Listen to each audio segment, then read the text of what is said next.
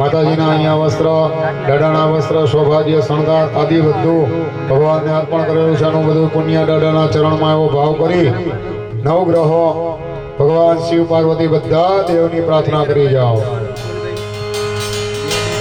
ઓમ નમઃ શિવાય. ઓમ નમઃ શિવાય. હર હર બોલે. નમઃ શિવાય. નમઃ શિવાય. ઓમ નમઃ શિવાય. હર હર ભોલે.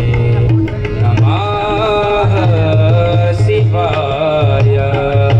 જપા કુસુમ સંકાસમ કાશ્યપેય મહાદ્રુતે તમોરી સર્વ પાપગ્ન પ્રણતોષ્મી દિવાકર.